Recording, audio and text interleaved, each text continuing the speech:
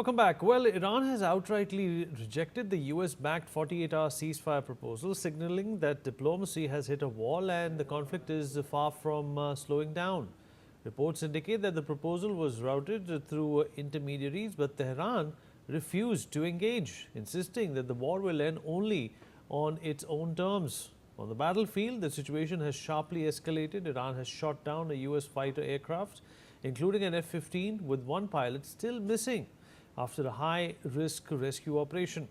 With multiple aircraft losses, continued strikes and zero breakthrough on ceasefire talks, the conflict is entering a more dangerous phase, with both sides digging in and the risk of wider regional spillover growing by the hour, adding to the tension.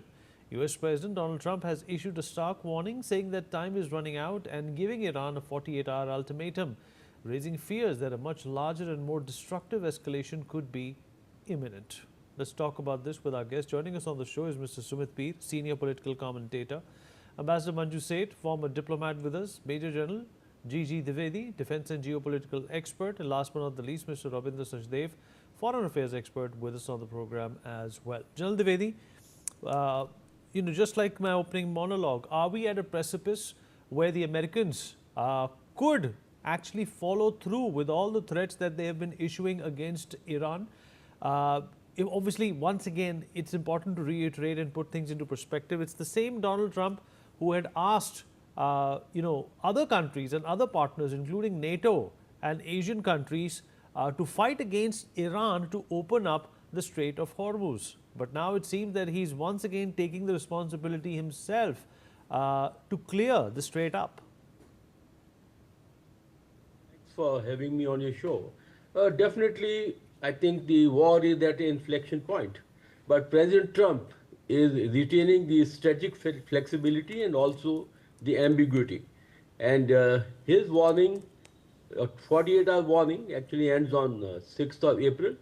But I think Iran has made it very clear that they are not in no mood to come on the negotiation table. So what we can expect from 6th April onwards will be a heightened escalation, because President Trump would like to go in for a knockout punch. Now, whether that punch can be delivered or not, that will be seen on the ground. But the point is that it's going to be a very high-end escalation, which can involve a couple of things. First and foremost, while President Trump has said that the NATO countries and all those who are impacted should come and open the Strait of Hormuz, but quite likely that he may now undertake operations and seize strategic assets like Kurg Islands or the Hormuz Island, and take it upon himself to open the Strait of Hormuz. There are three important points which are at stake. First and foremost is the credibility of President Trump and America per se, whether are they reliable, the security provider in this region. The second very important point is, will the Iranians stand out or will they cave in? Very big point, but I don't think the Iranians are going to cave in any way. And the third point is, what is going to be the Iranian reaction? Because it is not one-sided. While President Trump is going for knockout punch, I am sure Iranians also have their plans up their sleeves, and they may escalate the strikes against the Gulf region, and also the militias may become more active. So therefore, we have to wait and watch. But next, I think 2 or 3 weeks will be very crucial, which will decide the end game. All right. Sumit Peer, how are you looking at this conflict? Obviously, Donald Trump has made a lot of threats in the past. Some of them have been followed through. But now, there are American lives. There is American, ego, for the lack of a better word, at stake here. To the world, it seems that, Iran is on top of its game. It's beating the Americans black and blue. It does sort of, give us a sense that the Americans are going to try and prove a point and tell Iran why they are the strongest country in the world. Vineet, thank you very much for having me on your show, sir. Well, you have put it beautifully. Look, the point here is Trump wants a decisive victory. Trump wants to get something tangible out of the war, and Trump wants to set the terms of the future geopolitical and geo-economic map of the Middle East as such. Trump is the biggest pumper of the oil today. He controls maximum oil of the world, more than Saudi and Russia put together, and he's willing to sell that oil. Look, when the war will last for 45 to 60 days, every goddamn country, including us, have to move our suppliers from Middle East and go to America, Russia, or the Western world. The oil dependence and oil game is moving from the Islamic bloc, that is the Middle East, and going to the Christian bloc, that is the Western hemisphere, and that is where they're going. They want this war to go for 55 to 60 days. By that time, everybody has no other option because the production in Middle East is down by 80%. And once the oil moves, Vinny, there is no way you can get it back. You see, once we moved our oil to Russians, could we get it back? Once upon a time, Saudi was the number one supplier. Today, Saudi was number 4 and America was number 5. And I have been predicting in your channel that one day America will be in top 3 suppliers of us, including Russia. So the entire oil game has to change. He will change it. He has very clear ambitions vis-a-vis Kharg Island, Strait of Hormuz, and the Iranian oil. He has been very clear in saying that what he has. And let's not forget, this is a country beneath which we are talking about since World War First and Two, last 70 years. All around 40 to 50 years they have been in war. Ye ladai, wo ladai, this war or the other. They have been in war in 8 years, 19 years, 3 years, 5 years, 10 years window. And the common myth is that this country is, and the common myth is that, oh, Trump will lose his job. Tell me, in all these wars, how many presidents lost the job? But look at the numbers.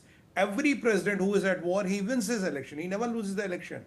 This country does not mind fighting wars as long as they are not fought on their soil. And again, this war is not fought on their soil. Here, the benefits are very tangible, that you have a nuclear threat from Iran, you have a threat to Israel, then you get the oil, then you disrupt the oil supplies, you become the world's biggest oil supplier and seller. That's how you move the markets.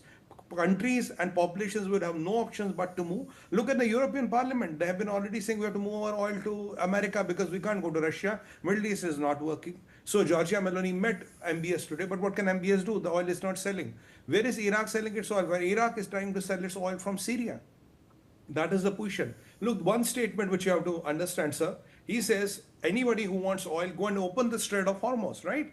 But if I'm a buyer, I have the money on the table, I'll go into Russia, I can go to Canada, I can go to America and buy. But what if I am a seller? Where do I sell my oil? He's not bothered about that. The more and more war escalates, the more and more customers are going to go and get their energy from there. And that is exactly he wants. Then he does not want a very powerful Middle East. He doesn't want anybody powerful there. In my opinion, Iran is 25 years back into time. And imagine the destruction which has happened when 99.99% of the internet is not there. Around 800 hours the internet is not there. When it would come up and when it would have been running, you could have imagined the quantum of damages there. American, 13 servicemen down, couple of planes down. But if you look at how many planes and how many people they lost in Gulf War, it's just a minuscule of that. And with 32 days, 35 days, they have done substantial progress. He's telling them, I will hit all your vital infrastructure, and mind my words, sir. He's the person who is capable of hitting all their vital infrastructure. And Vineet, I hope and pray nothing major happens to America. If something major loss happens to America, let's assume, I have God willing, nothing should happen. If that happens, then all the options with this man are open. He's the man who can push the throttle really very hard. He can go to any extent. That is what they have to know. And militarily, I will second what General Saab has been saying. There is no way militarily Iran can win a war with America and Israel put together, even if they are fighting alone. They cannot win militarily. Political dimensions and other dimensions are there to follow. And let me give you one example, sir. Let's get rid of this notion.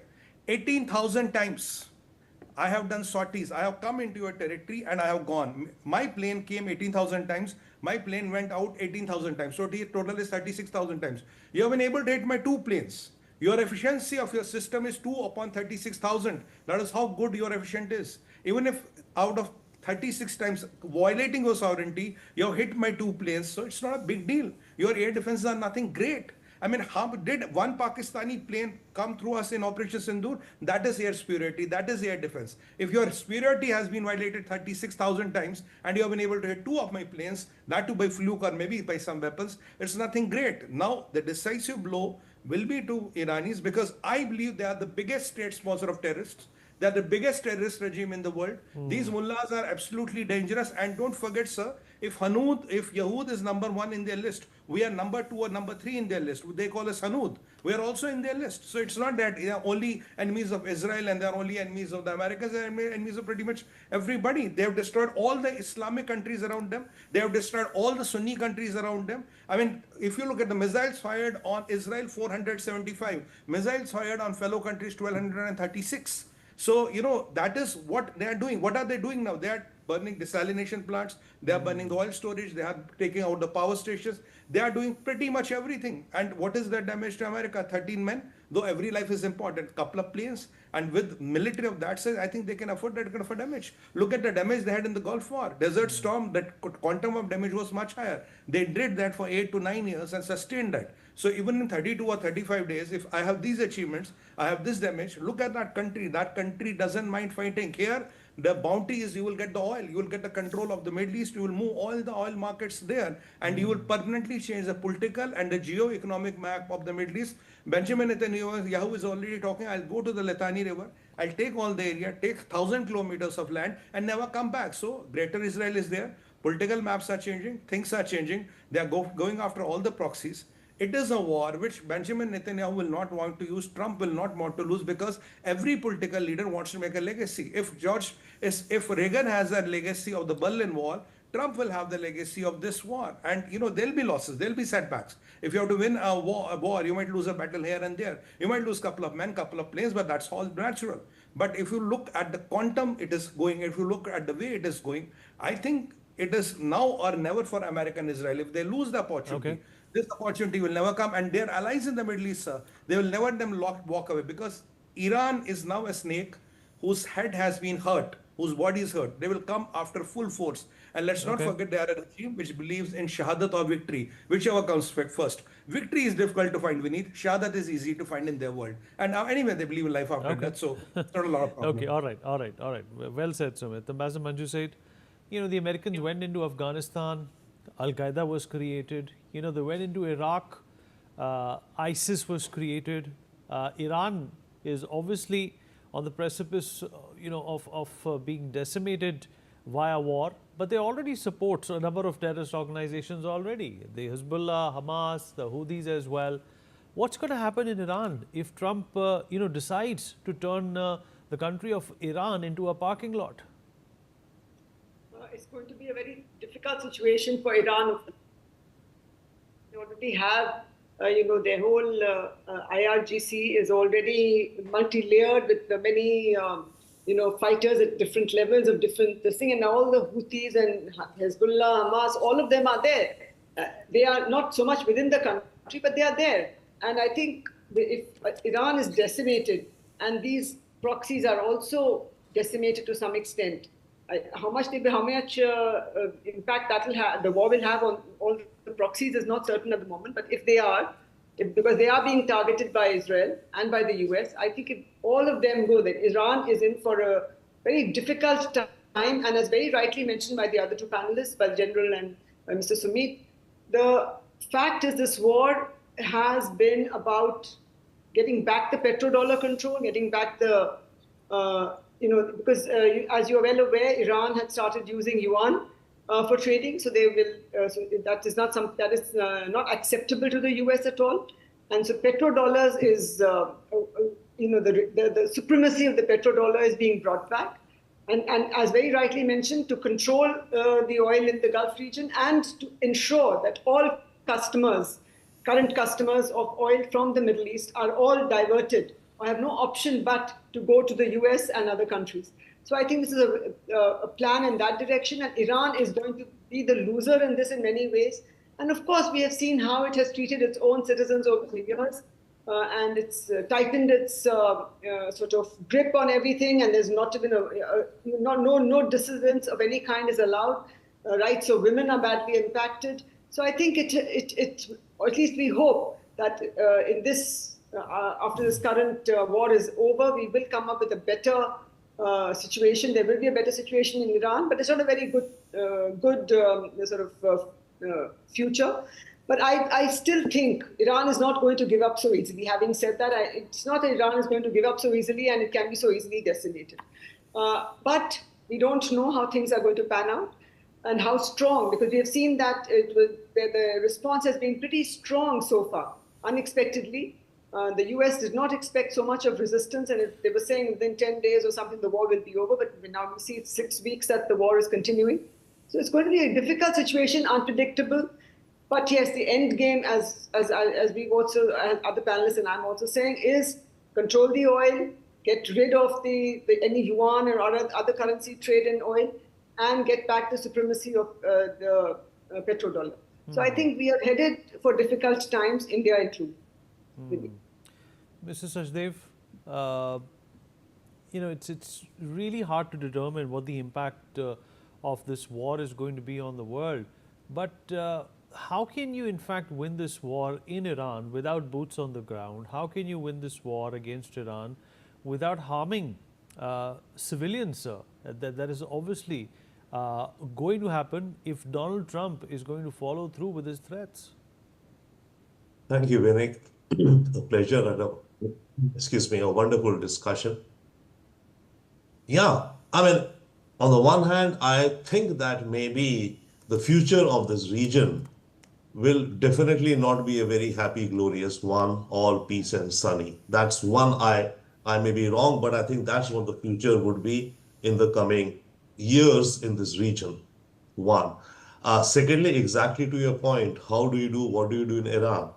Okay, unless you change, but what do you change? You change the present government. There are many people who support the Islamic government and Islamic revolution, right? There are many of these guards who will disappear. They'll become what? Guerrillas, silent fighters. Iran over time could become something like Hezbollah, right?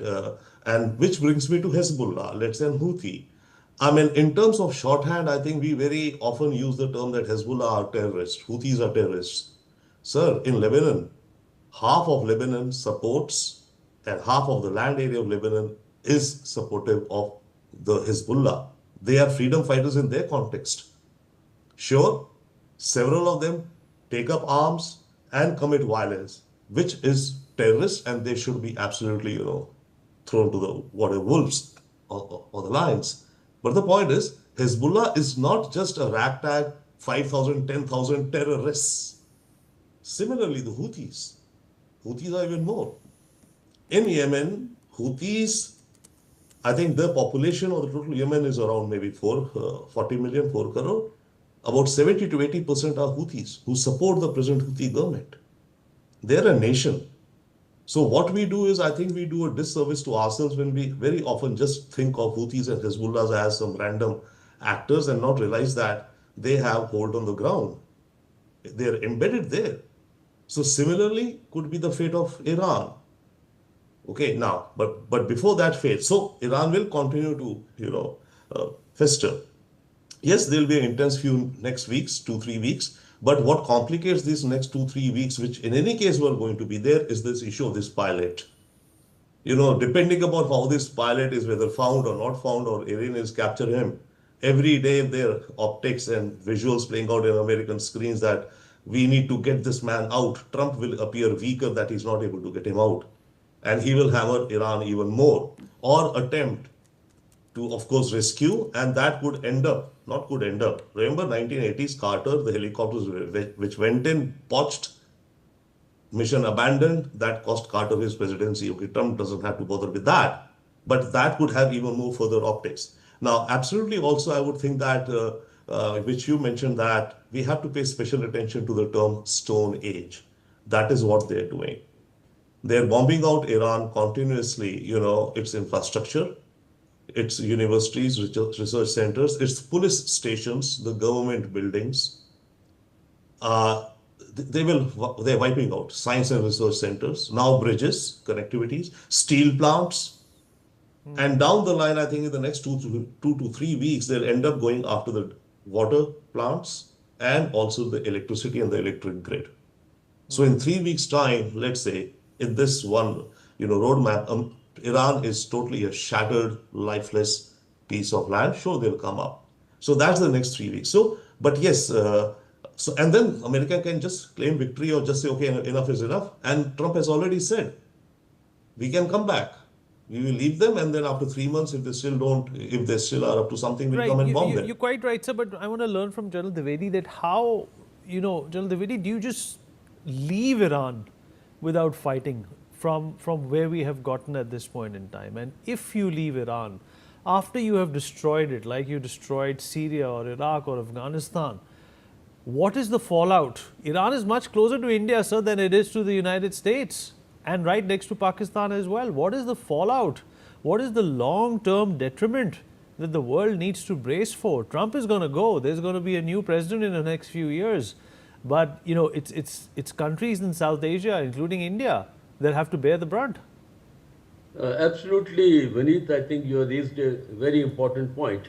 Well, I like to focus on 3-4 important issues. Firstly, Vineet, is the situation on the battlefield, which will actually decide how the negotiations are going to go. We are pitched against conventional forces and the asymmetric warfare. I am a special forces person. So conventional forces have never won against the asymmetric because straight away, very decisive victory is not possible. Yes, President Trump can actually force a cohesive negotiation, having weakened Iran, I think, to a fair deal. Third point is that air has never won a war. Whether it was World War II, how much bombing was done on Japan, it never worked.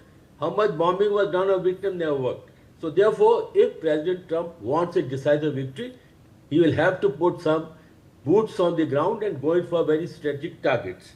The fourth point is that issue you have raised, that Trump will go, but what will be the fallout?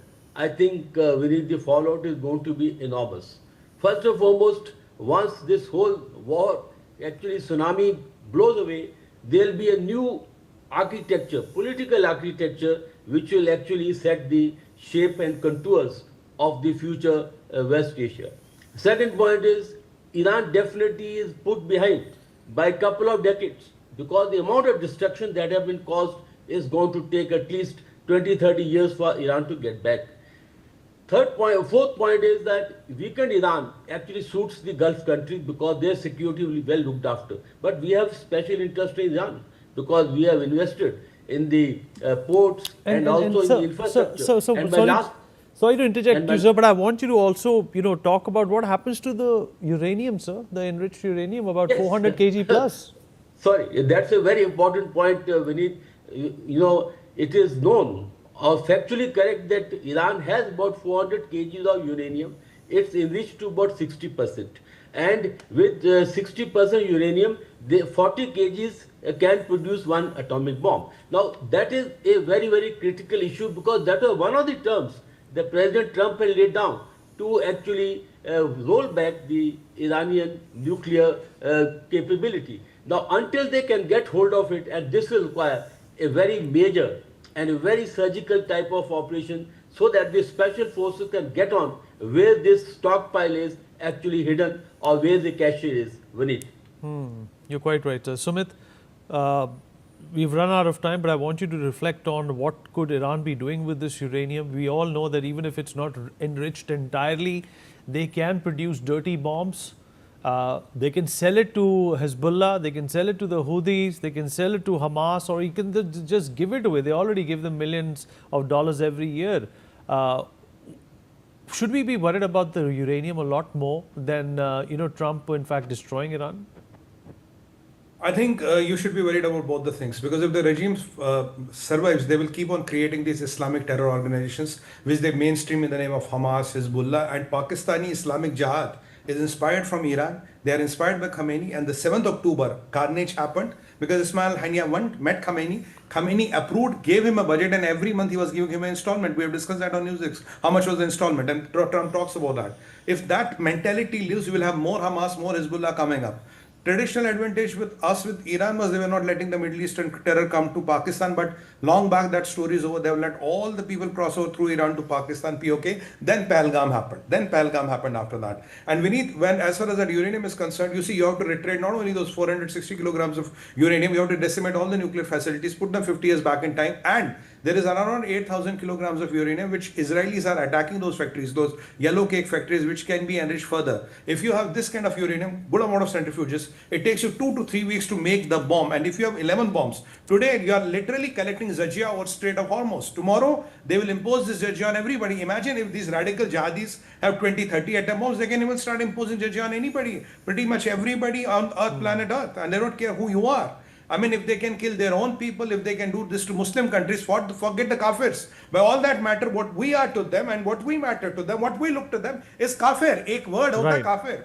And Right, that is sir. what we are to them. And let's not forget that, we have paid jizya for 600 years. And let's not get into a situation that tomorrow somebody again comes and imposes another jizya on us, though it is not possible. But let's rule out the facilities, because these mullahs are absolutely capable of doing that. Fair and they are enough, doing that in the Strait of Hormuz right now.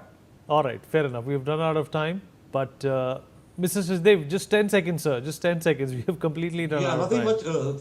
Thank you very much. I think I'll take only 10 seconds. And with all due respect to Sumit, I absolutely disagree with your articulation and how you describe, mullahs and they're coming after us and kafir. Sure, that is all there. We could have a longer debate. Sometimes it's just a passing comment. That to which I disagree, sir. Thank you. All right, fair enough. Your disagreement is noted, and that's why we have these debates. But we have run out of time. Thank you, everyone, for being a part of this conversation. We take a short break now. We'll be right back.